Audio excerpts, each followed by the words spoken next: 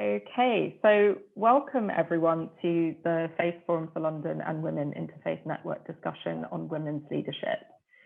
This Women's History Month, we want to celebrate and explore women's leadership in faith and interfaith spaces. Although faith leadership in the conventional sense is still dominated by men, women are undeniably a driving force in faith communities around the world. Women are often central to the practical running of faith institutions or places of worship and are heavily involved in acts of community service that are so core to religious doctrine and practice. In their caregiving roles, women also instruct and induct the next generation into the ranks of the faithful. In fact, researchers have long studied the so-called gender gap in religion around the world, where women are generally more likely to belong to a religious community and in many countries show more religious commitment than their male counterparts, according to Pew Research Center surveys. Despite all of this, women's voices are too often sidelined and their critical roles in faith spaces remains invisible to many.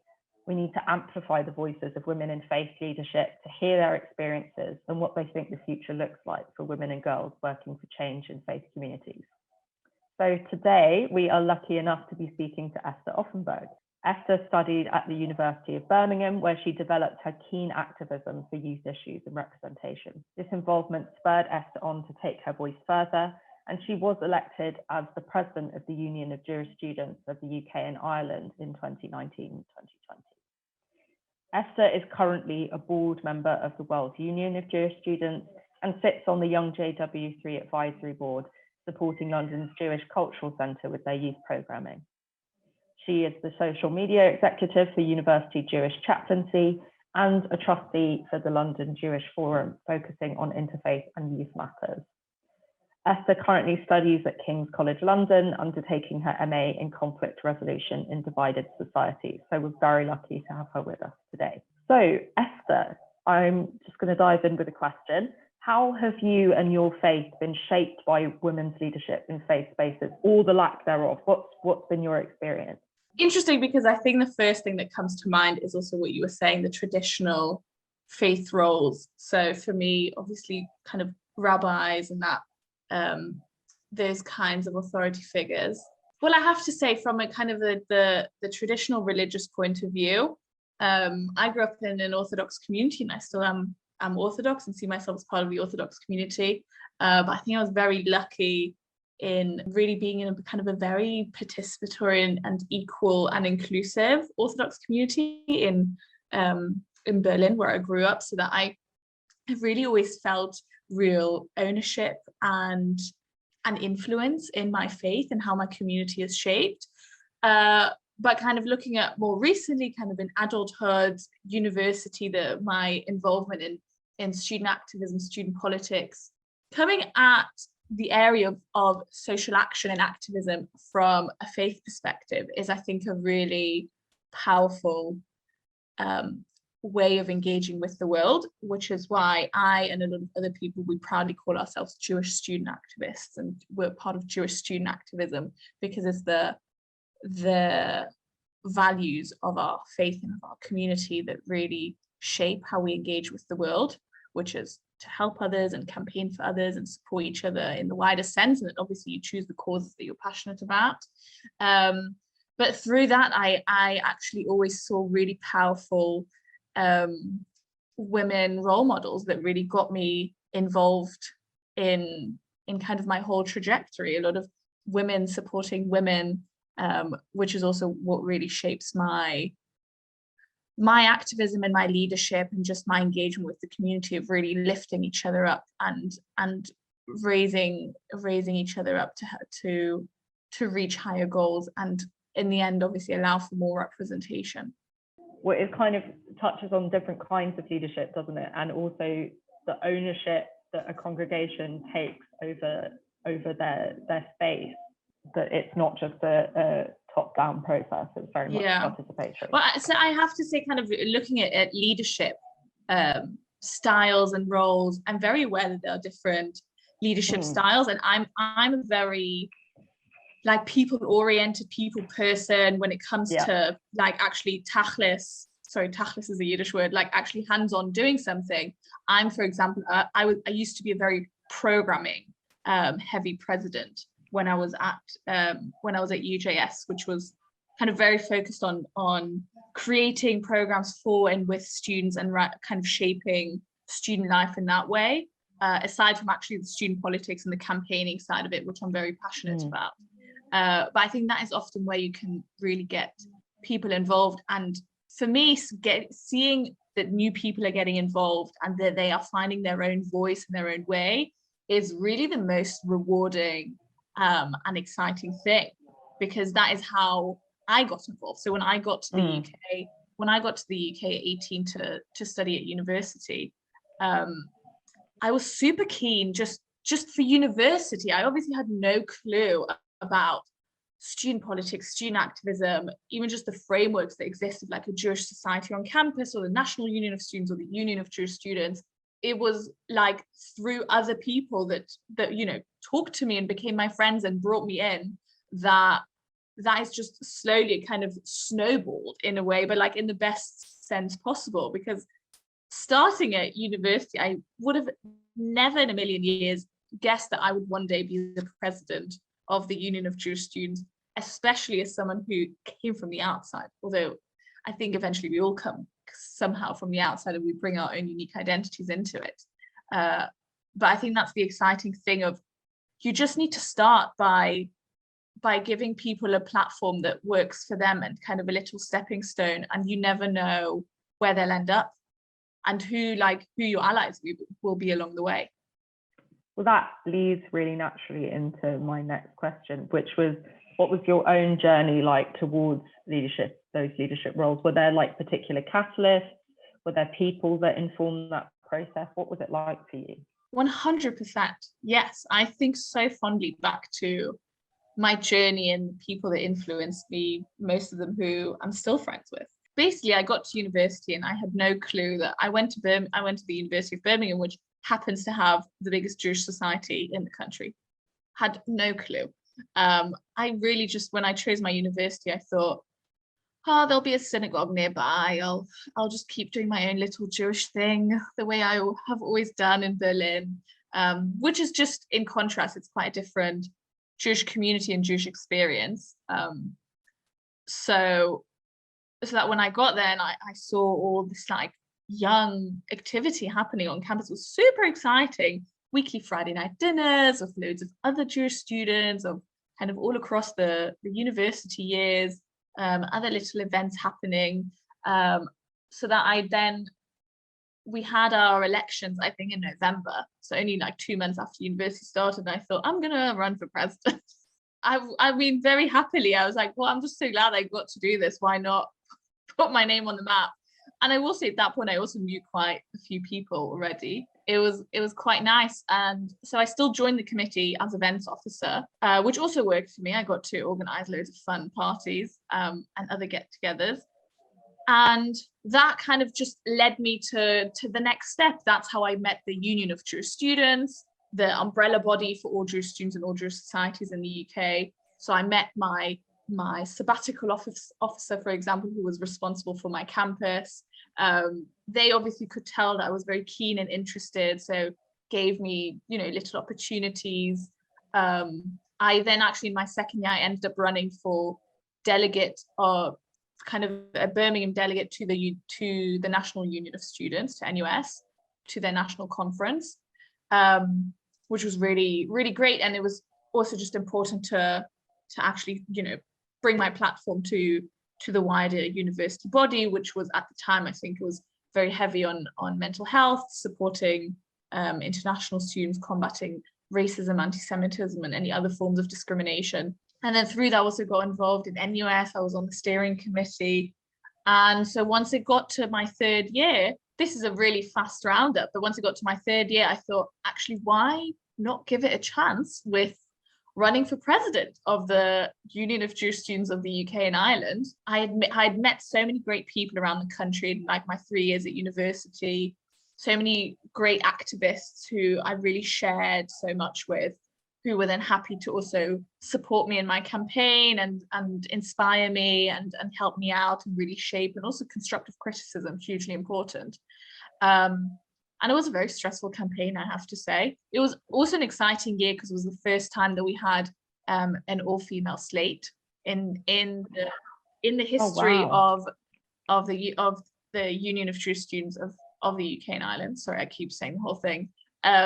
Because so just as a side note, we are the oldest Jewish student union in the world. So we turned 100 in 2019 when I ran in 2018, but when I had my presidential year, we turned 100. So it was really exciting in the lead up to that centenary to have an all-female slate, all amazing candidates, really all great. And it really was an honor. It really was an honor to run with them. And yeah, and then I won, which was unbelievable. And then I got to be president for a whole year, which actually led into COVID. So that was a whole other story.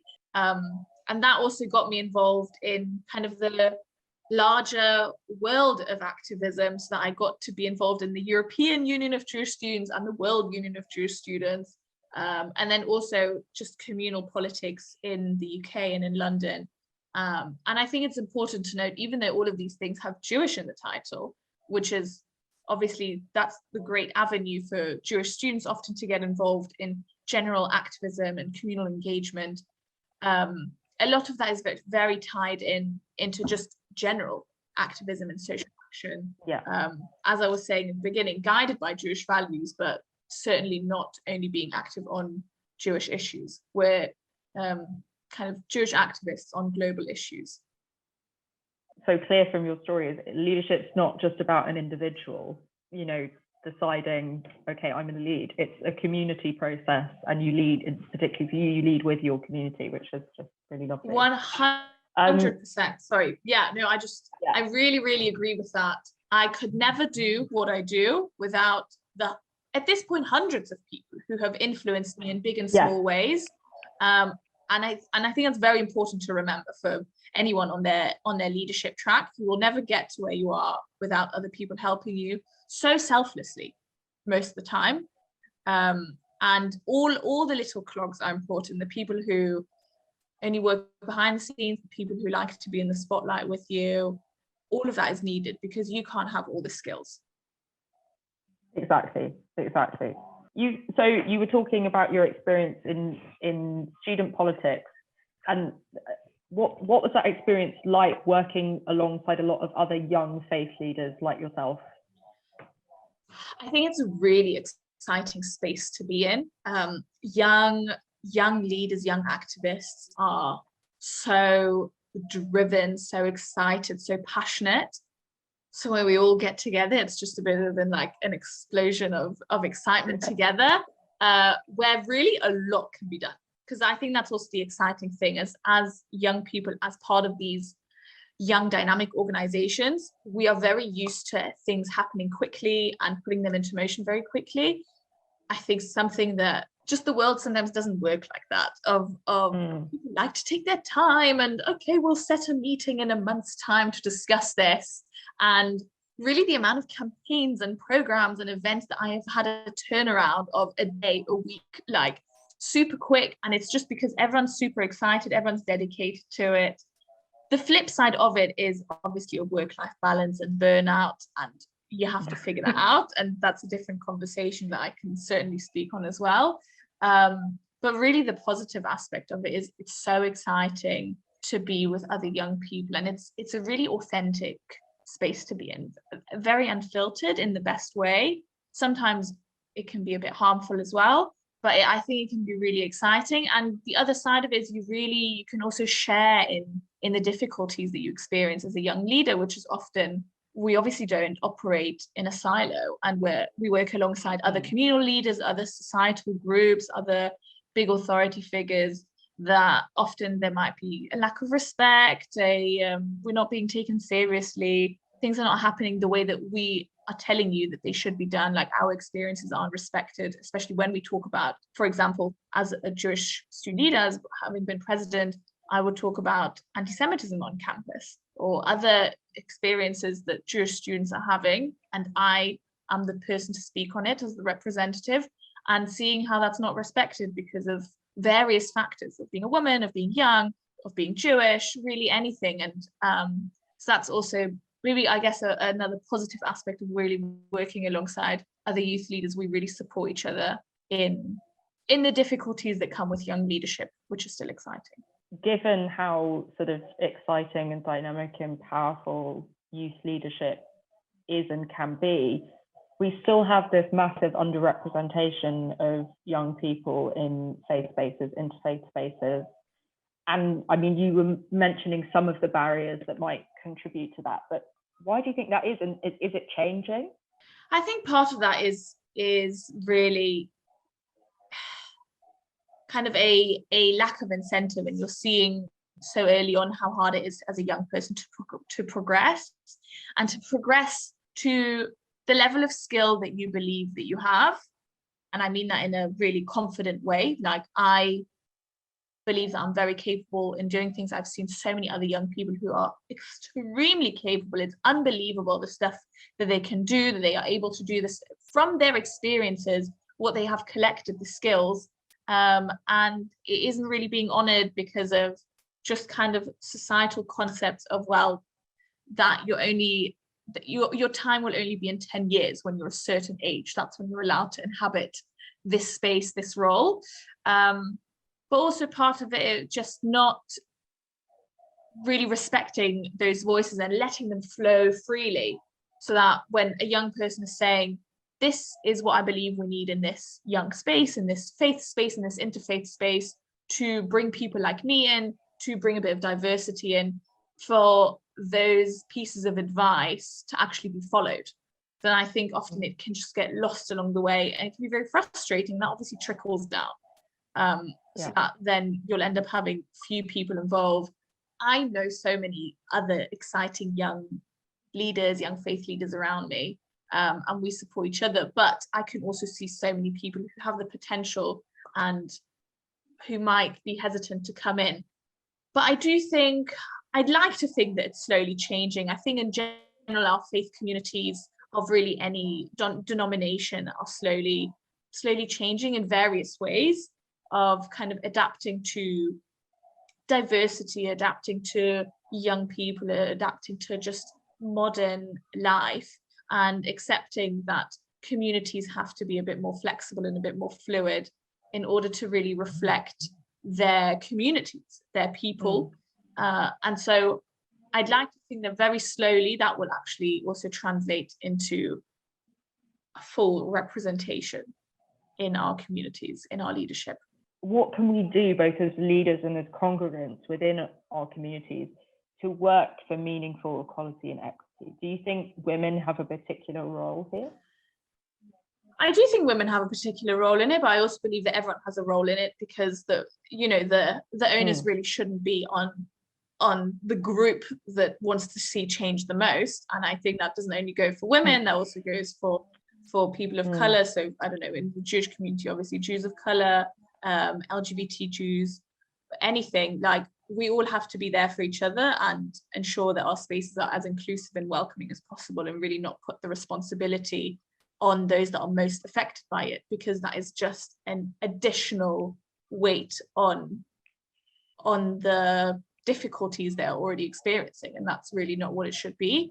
And I really think that part of that is listening and really honoring those voices and actually following what is being said and taking them seriously. So if someone's telling you, I don't feel comfortable in that space because of X, Y, and Z, that comes out of their personal experience. That's coming from them having had that experience, having that negative experiences, and it's on us to change that. So yes, women have a particular role in that, in the sense that it's our time to shine, and we would love to be more involved and to be given more opportunities that reflect our actual engagement and our actual purpose of being in this group.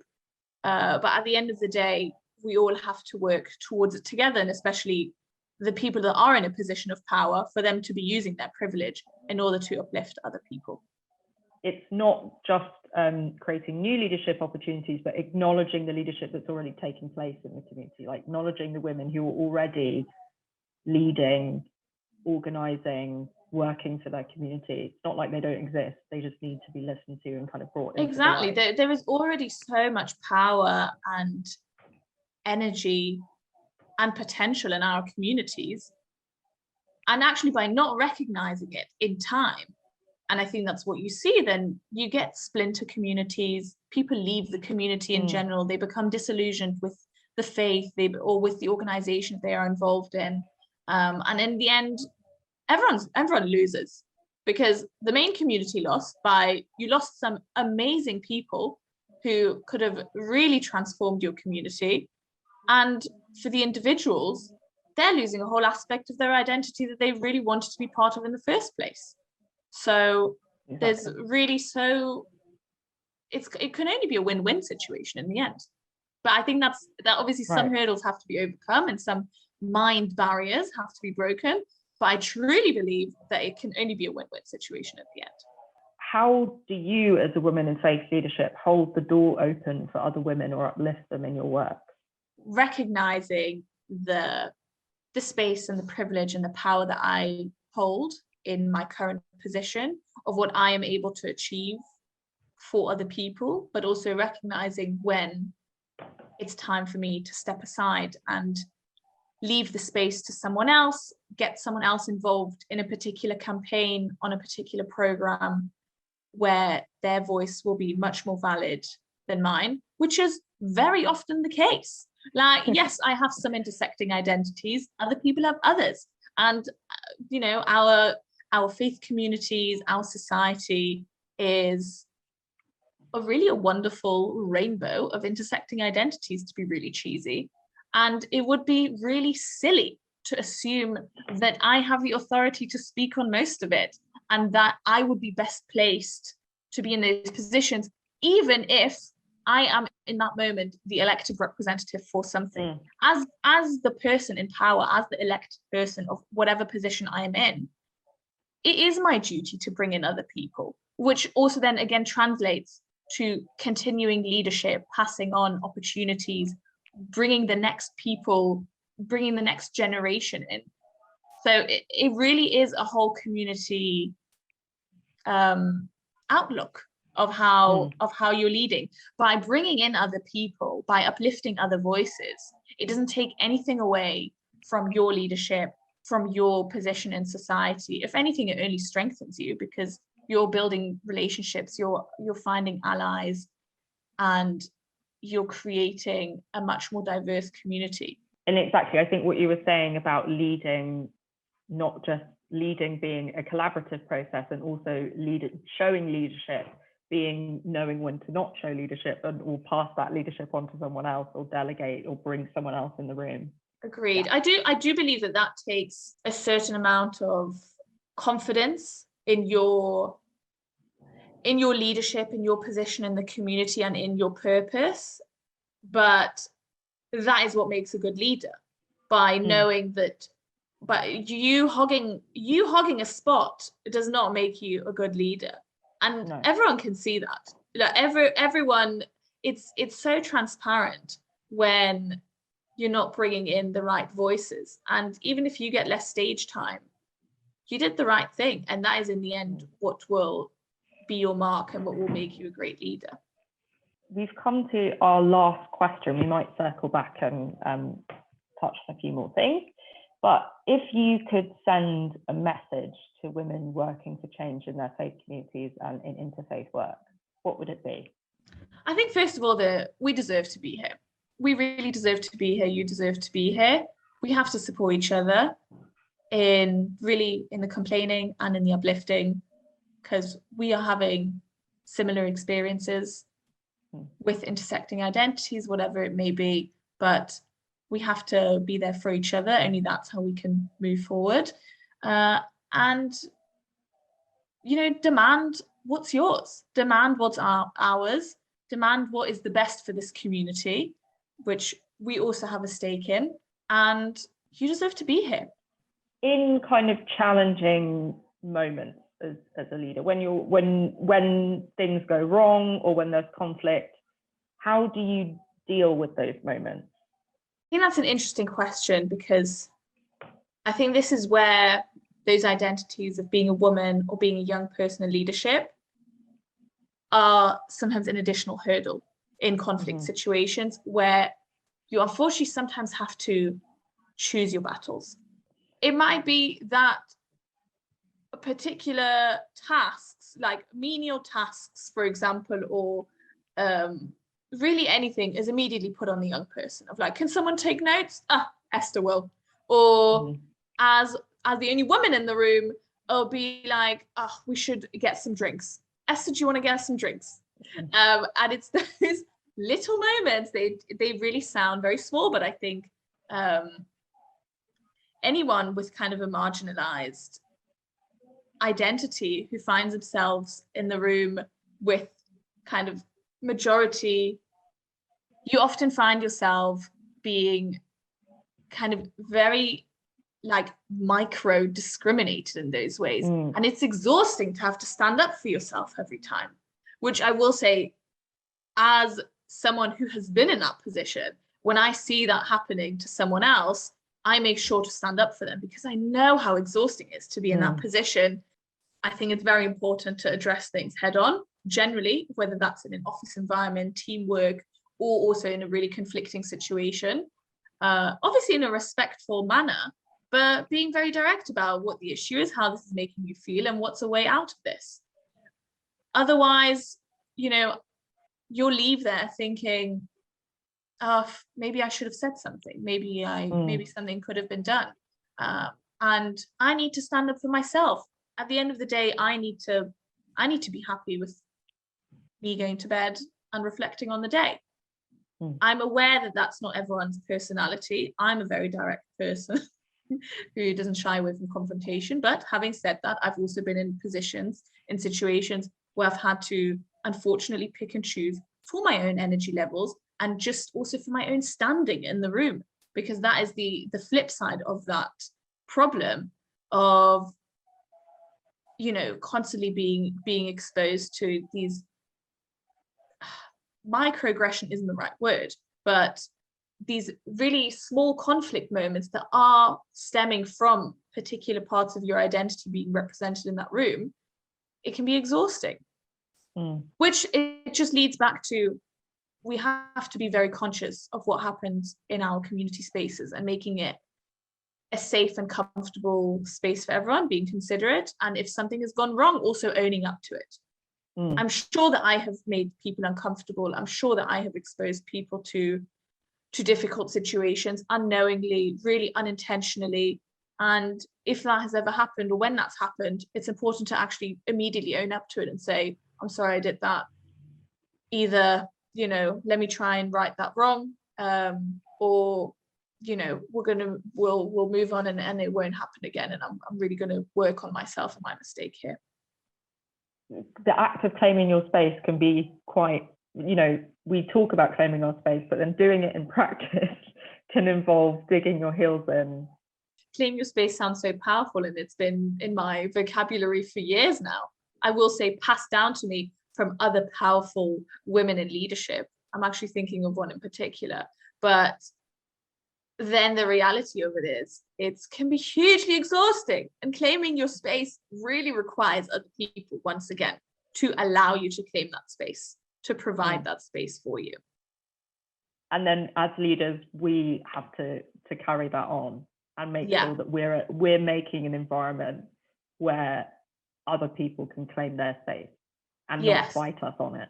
I think often it just comes down to having to be comfortable with discomfort and confrontation and change, really, in any ways, and I mean that as a leader and who's trying to transform those spaces for other people. As an individual trying to claim your space, it's exhausting, and I'm not saying that you have to be comfortable with discomfort, because that's not fair. No one should be. But I'm saying when you are in a position of power, in a position of authority to change something, then you should be comfortable with discomfort and change and confrontation, because those are all things that you'll have to address in your own mind, in your community, in order to allow other people to come in. There will always be people who don't want the community to change, who think their space is being taken away. Understandably so, but you know, society is ever changing, our communities are ever changing, and we actually need to own up to that and confront that and only through being accountable to that and taking responsibility and saying when you went wrong, and also saying when something needs to change, that's when the best results come out of it. So Esther, can you describe what leadership means to you in 3 words? Flexibility, responsibility, and change. So to elaborate on those, flexibility, I think it's very important to be flexible in your leadership and adapt to whatever's happening around you, but also to seeing how your community is changing and being flexible in the decisions you make, and in your leadership, how you're leading, what spaces you're creating, how you're bringing people in, so that in order to adapt to ever-changing society, ever-changing communities, and especially the new drive to really make our communities as representative and diverse as possible, which is so important, you really need to be flexible in your leadership. Responsibility, very similar to that. You need to take responsibility for your actions and for the decisions you're making, and also for any wrong decisions that you have made.